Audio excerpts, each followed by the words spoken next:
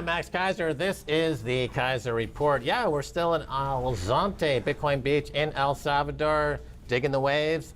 Stacy. Max, if the audience out there is seeing this, that means that not only did I survive my very first surf lesson with Chimbetta, who is the OG Bitcoin Beach surf instructor, I actually got up, stood up on my very first try on the surfboard, but I think we survived thermonuclear war. Otherwise, this is like an episode of Lost, and like we're in the afterworld, and we're all watching Keiser Report, even in the afterlife. Oh yeah, I knew you succeeded to stand up your first try on the surfboard because I was right behind you on my surfboard. And when I looked ahead and I saw student on your shirt, a student surfer, I was like, oh, I'm not another student surfer. Oh my gosh, I'm stuck behind this student surfer. Now what? Well, now wait a minute. Did you say we survived thermonuclear war? Yes, yes. You know, the people of the fiat world have been apparently trying to start some sort of war because they can't taper their Ponzi scheme. So they need a war because otherwise they lose face, right? Because they've been saying that they're going to taper the Ponzi. They're going to be able to raise interest rates. They're going to be able to end QE. They're going to be able to end the hyper printing that is causing the wealth and income gap in the Cantillonaire class. So they claim that they're going to be able to stop that. And ththey've said that since the days of Bernanke when he said, remember he said, and we covered it here on Keiser Report, that he could raise interest rates or he could stop inflation in 5 minutes. It would just take 5 minutes, right? Well, obviously inflation is raging. The fiat fraud is falling apart. They can't raise interest rates, but they can start a war. That's a little bit easier than raising interest rates, remarkably. Well, let me give the folks, overview of what's going on here. So the typical money printing ruse of quantitative easing or direct money cash infusions that have been going on now for a few years. A lot of people are getting hip to the fact that this is inflationary with inflation raging. So they have to resort to the third major way that they print money, and that is to threaten a war. They increased the military budget over there at the Pentagon to $1.5 to $2 trillion. And of course, that money never makes it into the defensive weapons. It all goes into the banks as yet another bailout. So whenever you see one of these hoaxes like Ukraine, Russia, war, that's just another quantitative easing money printing scam to try to deflect from the other money printing scam. Of course, tax season is coming up and we're about to have to send a large check. I remember when Trump sent some Hellfire missiles at Syria on an empty airfield. Remember, like literally the day we had sent a large check. So I'm sure they're just like eager. They're like, we're going to get some money soon. Let's blow it up, right? So let's hope our money's not destroyed yet again, but it will be. So nevertheless, we're here in a land of optimism, hope, and peace. And it's kind of weird just to look over into the fiat world and all their scams happening and the fraud and the disintegration happening. And you see that on Twitter. But over here in the hyper-Bitcoinized world, here's a tweet sent by the president of the country, Najib Bukele, and it's about us. This picture captures the moment when we were discussing economic injustice, human history, war and peace, and the meaning of life. But of course, everybody will be looking at Max Keiser's shoes. In broadcasting, there's this notion of having that they're not broadcast safe, brightness of orange or colors or white or blacks. It has to be within a range. And these shoes, I'm not sure if this will be bleeped. Well, they're not illuminated. But yeah, that was a fantastic meeting with the president of El Salvador. And what I learned was that he is a true Bitcoin maximalist. And of course, that's why they've made Bitcoin legal in this country. And they were approached by other altcoins. And that went on for a long, long time, many months beforehand. All of the usual scammers were trying to get in here and get their scam coins. But the president really understands the beauty, the aesthetic, and the magic of Bitcoin and stuck true to the Bitcoin maximalist guns. And so I'm extremely confident that that'll be this case going forward. Right, because as we mentioned, the fiat world is filled with fraud. It's filled with fear because the fear drives their ability to control through conspiracy, by the way. They control the supply through conspiracy because what do? They meet in secret. The 12 member banks and the 12 Fed banks, they meet in secret. They devise what our monetary policy, what the price of money should be. Whereas with Bitcoin, it's open, right? It's an open consensus network and ledger. So everybody decides. Like it's openly decided what happens with Bitcoin, whereas in the fiat world, it's filled with fraud. So when everybody tries to take credit for what is going on in El Salvador, I had a conversation online with Alex Gladstein, and this remarkable exchange, which I think is one for the history books, because it's something that Adam Back said in response to what I said about what President Bukele conveyed to us in our meeting. And I had said, by Salvadoran government, you mean President Bukele, though. Say his name, because Alex Gladstein refused to say his name about giving him credit for adopting Bitcoin. He is the man who brought economic freedom to the people of El Salvador. He was not Trojan horsed. We spoke to him for more than 2 hours last week. He knows exactly what Bitcoin is. We verified this. And then Adam Back, who is, the CEO of Blockstream. Some people say he's Satoshi. There are lots of contenders for that. But he responded, yes, this, in my opinion, is the more impressive part. The Bukeles get it. They did this, not Bitcoin strategists, not Bitcoin adoption proponents. This is a self-conceived state orange pilling, which is truly remarkable, right? Nobody can take credit, even though a lot of people are trying to take credit. He and perhaps his brothers who do help advise him, they were the ones that introduced Bitcoin to El Salvador. Yeah, absolutely. Alex Gladstein's a really strong voice fighting for human rights, and he's a Bitcoiner for sure. I've had this conversation with him for years and years now. My view has always been that when a country like Russia or any other country starts thinking about Bitcoin, the Bitcoin transformative process begins, and we should take comfort in that. And the result is inevitably a hyper-Bitcoinization in these countries, with the exclusion of the U.S. The only dictatorship in the world that's not really fully Bitcoinized at this time that has any kind of power would be the United States. I mean, that's the country that's the most dangerous right now. The fact is, if you deliver something that is 100% absolute economic liberty and sovereignty to anybody, it is the equivalent of being Thomas Jefferson or James Madison or like any of the founding fathers to deliver a document that is the Constitution and the Bill of Rights. Like, regardless of anything else you might say about them, they delivered something that is cemented their names in the history books. Even if modern American social justice warriors are trying to erase them from history, the fact is that if you deliver that freedom, that's a rare thing that ever happens in history, right? Not many leaders are willing to do that. And here in El Salvador, they've done that, and you see that all around you. Absolutely. These leaders that are bringing Bitcoin into the country, they understand Bitcoin, and they understand the benefits to society, and all of the kind of mischaracterization of these leaders comes from the deep state in the U.S. that is trying to push the fiat money world. So once you understand that, then your thinking adjusts accordingly, and you, I think, see the world a little bit more within the context of how things are actually operating. And you know that fiat system is game over. You know the U.S. dollar, it's game over for fiat. You know it because all they have left is exactly what, if you ever live in London or the United Kingdom and see what they have, all they have, the one thing they have is banking fraud, and that's part and parcel of mortgage, like property ladder, right? They get everybody to buy into this scheme. You get them to participate in your pyramid scheme by the house price gains. So I want to look at a headline out of California, the home of a lot of all the dysfunction in the cultural world that we see at the moment.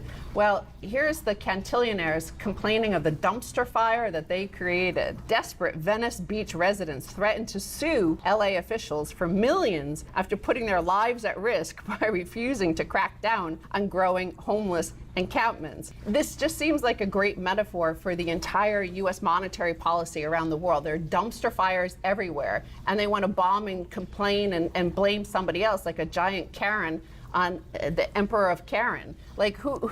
Like they're the ones that created the situation. Their house price gains and their Cantillionaire, luxuries are what caused the dumpster fires all around us, the disintegration of the fabric of society around you that you see happening across cities across the U.S. Right. The leadership in California are basically pyromaniacs, and they're complaining about everything burning down and turning into ash when they set the fire. Yes. So they're, by definition, psychotic.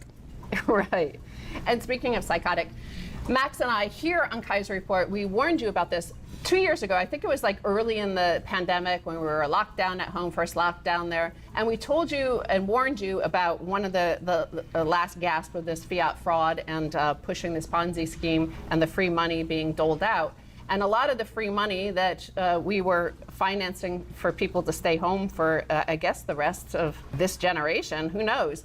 But SPACs, right? We told you that this was a way to separate you from all your free money that you were given by the benevolent dictators of Democrats. The collapse of the EV SPACs, retail investors got fleeced swiftly and spectacularly. 4 stocks collapsed by over 90% from highs. Others not far behind. SPAC type boom leaves trail of SEC and DOJ investigations and class action lawsuits. So of course, everybody hoped to strike it rich, make free money, become a Cantillonaire, but it all went horribly wrong. Stocks are down 90%.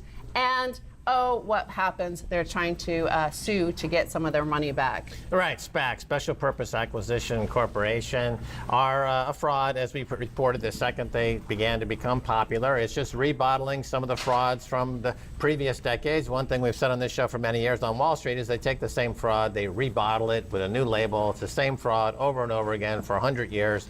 And the SPACs were just another, what was called a blank check company back in the 1920s, updated for the 21st century. Same fraud. A lot of people made a lot of money. A lot of people lost a lot of money. It was like an ICO or an altcoin. That's the problem with altcoins. They're just a reinvention of fiat money, like Ether is just a reinvention of the dollar. It's complete garbage, centralized nightmare. Stay away from it, as you would a SPAC. They're all freaking garbage. One of the biggest ones was Nikola, and that was valued at one point at $34 billion. Investors poured their free money from the government into the SPAC. It's now worth under $4 billion. So $30 billion was evaporated from the accounts of Americans who got free money, just like half of the unemployment, those free extra checks, the enhanced unemployment went to Nigeria. These went to Nikola. Like, it's all, that's the fiat fraud, and that's the dumpster fire that we report on all the time. Well, it could be worse. It could be Cardano. All right, well, we're going to take a break, and when we come back, much more coming your way.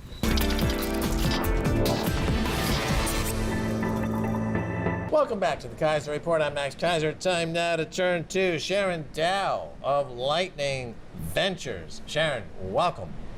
Thank you, Max. It's great to be here. Thanks for coming on. Now, Lightning Ventures, tell us about the company. What's your mission? And for those who don't really know what Lightning is, tell us about that first. Sure. So Lightning is a quicker, easier way to transfer Bitcoin between two people. And you can do a transaction as little as $1 very, very inexpensively. Right, virtually free, basically free.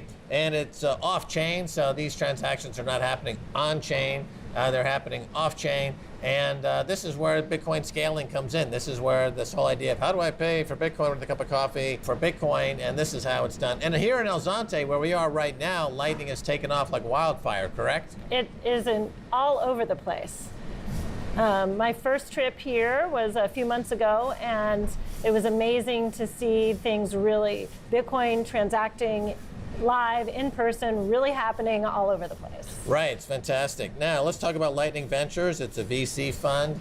And tell us about the company. What's going on? What's the mission? Well, our mission is to help build out the Bitcoin ecosystem and allow for getting Bitcoin into everyone's hands so they could use it day to day. We support with resources and funding and coaching to startup companies all the way through the various series of development. Are you finding a lot of opportunities here in El Zonte? Because Stacy and I just launched a new fund called El Zonte Capital. It's a VC fund looking at early stage VC investments and opportunities. You've been on the ground for a while with Lightning Ventures. What can you tell me? Well, I can tell you that there's lots of excitement. There's a lot of people with new great ideas as they've been using and onboarding to use Lightning and transact with Bitcoin peer-to-peer. Lots of ideas and opportunities are coming up, and they're going to need lots of support. Now, when we first made our VC investments back in 2013, we focused on exchanges like Kraken and Bitso. What is the focus, in your view, right now, kind of the sweet spot where you're seeing a lot of entrepreneurialism here in El Zonte and El Salvador and maybe even in the region? Right at that point of transaction or point of sale, there's lots of need and opportunity to make that easy for people to use. You know, Lightning is a very complex computer protocol, and we need to make it easy for the day-to-day users. In addition, things like machine-to-machine and streaming and peer-to-peer content and streaming are the three areas. And then finally, interoperability with other digital asset platforms. Now, we are hearing about these volcano bonds. They're going to be priced on March 15th, between March 15th and March 20th. It's a brand new security class, really, based on a brand new asset class, Bitcoin, and the government is also introducing brand new laws, which will be securities laws tied to, built on Bitcoin. You as a venture capitalist, what do you look forward to there? First of all, with the bonds, it helps bring more people into the space and raise awareness of what Bitcoin is and what Bitcoin can do for communities and nations.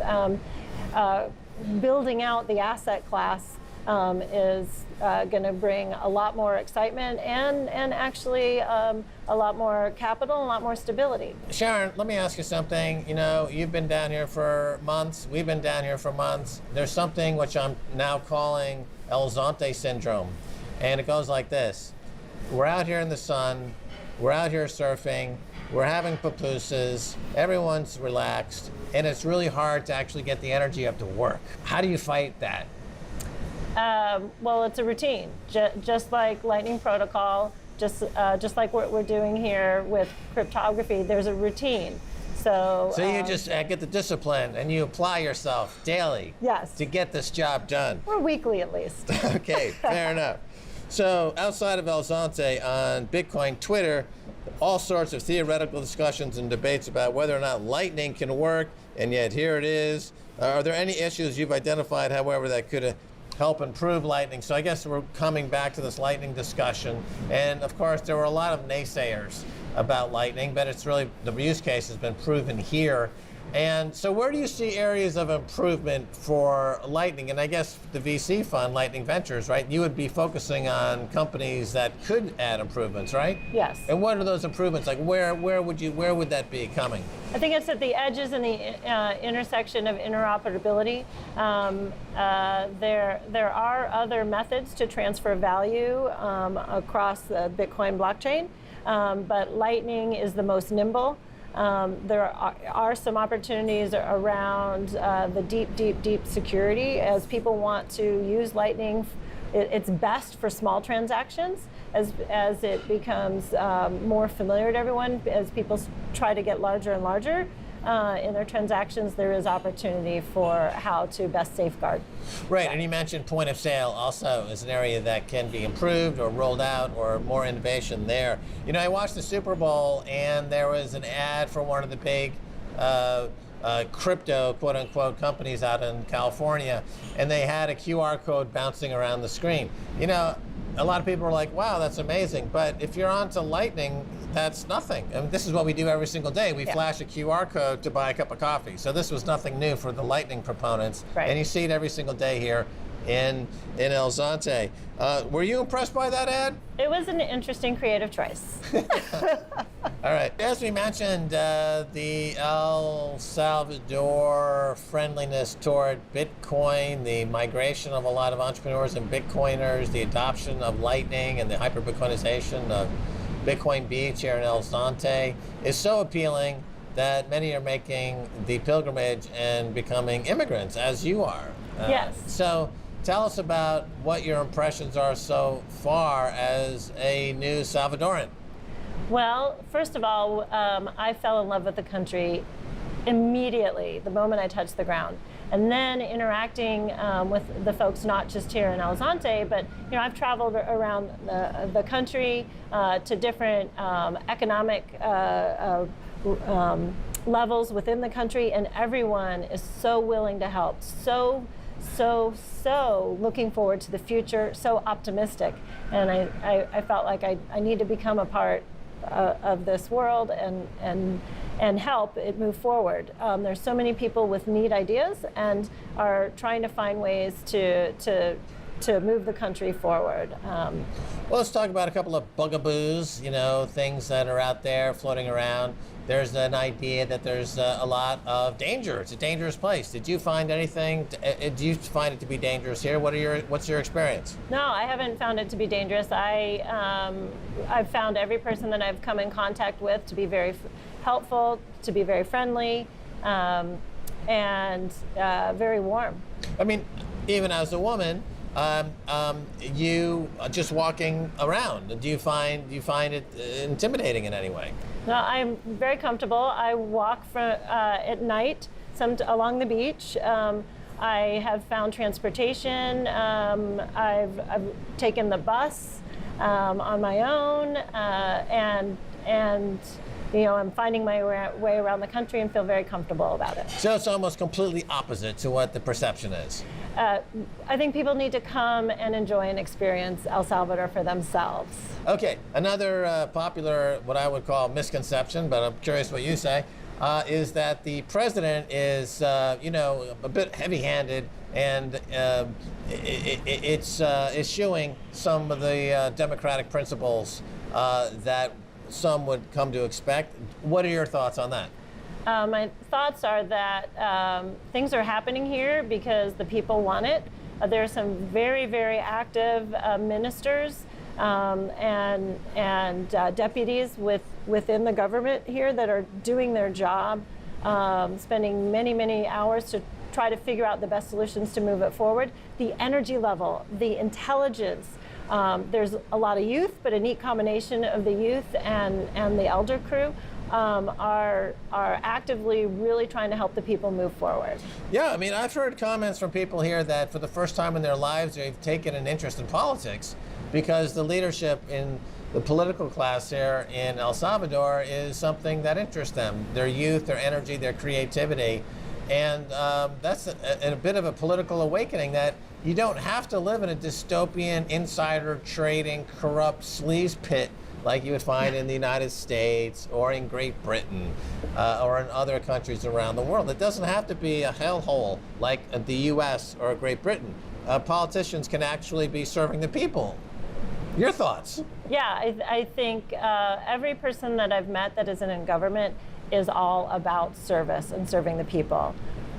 All right, so for a refreshing change. It's a refreshing change, and certainly we'll see how it all develops. But if it keep attracting capital, what is the potential for our capital to move into the country? So if they have the volcano bonds, it's $1 billion bond, can scale up to $20 billion. They're introducing these new securities laws, which will fundamentally change the region and could become the Wall Street of Bitcoin right here in El Salvador. What do you think of that idea, that El Salvador becomes the Wall Street of Bitcoin? How does that strike you? I think it's wonderful. We have a little bit of work to do in order to get the broader range of investors comfortable with the new scene here. But once that starts rolling, I think it's super exciting, all the things that are going to start happening here. When you go back to the United States and talk to investors, what's their feeling? So do I have to go back to the United States? It's occasionally.